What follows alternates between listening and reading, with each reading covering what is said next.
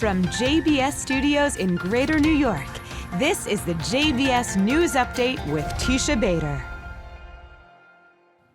I'm Teisha Bader with the JBS News Update for Monday, November the 18th, 2024.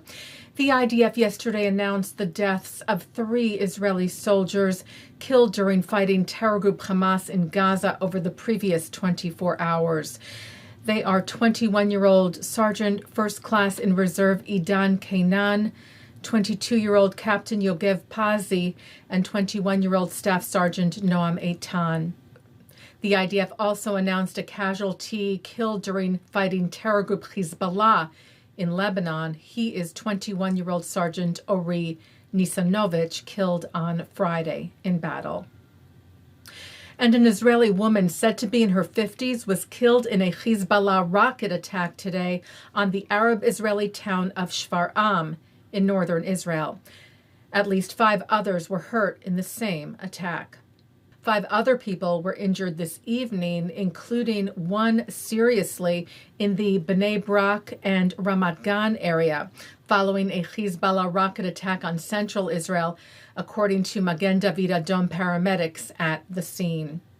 Earlier in the day, a man was lightly injured from a rocket in the Nahariya area, and a woman was injured in a rocket attack on the Arab-Israeli village of Fasuta, about half an hour away.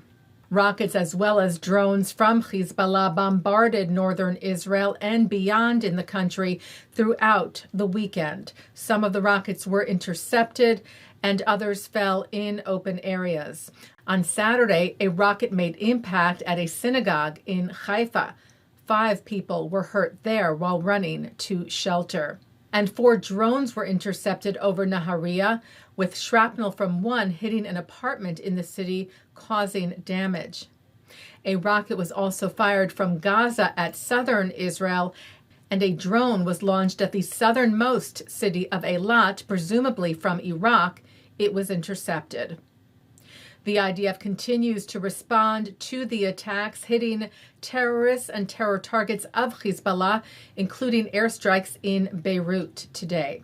Prior to the strikes, numerous advanced warnings were issued, the IDF said, to the population in order to mitigate the risk of harming civilians.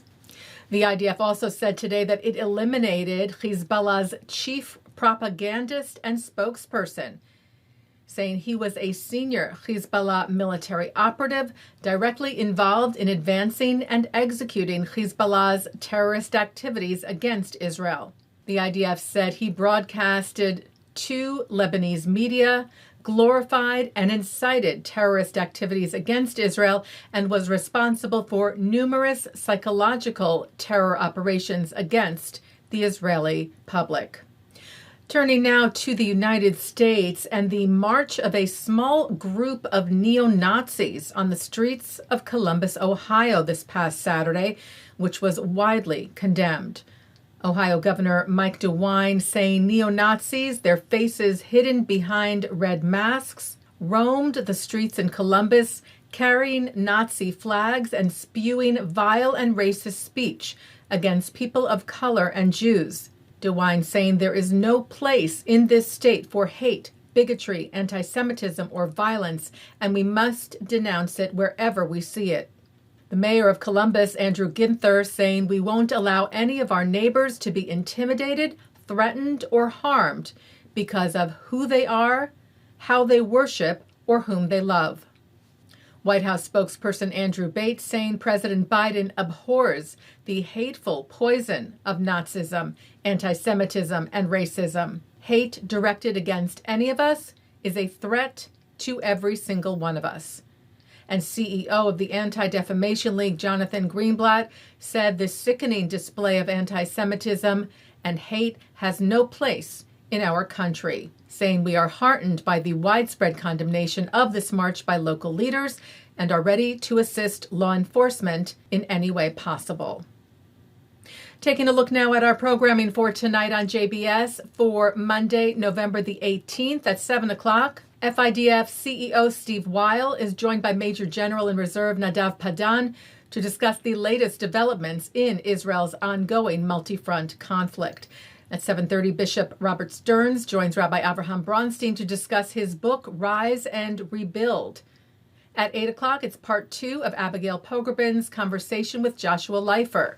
At 8:30, I speak with conductor and arts leader Helen Cha-Pyo and others involved in the Violins of Hope project, where restored Holocaust-era instruments now serve as powerful symbols of resilience and remembrance. At 9, Yitzchak Perlman is on L'chaim. At 10, it's Good Week Israel, which is also coming up next. And at 10:30, an encore of the news. And that's the JBS News Update for Monday, November the 18th, 2024. I'm Teisha Bader. Am Yisrael Chai.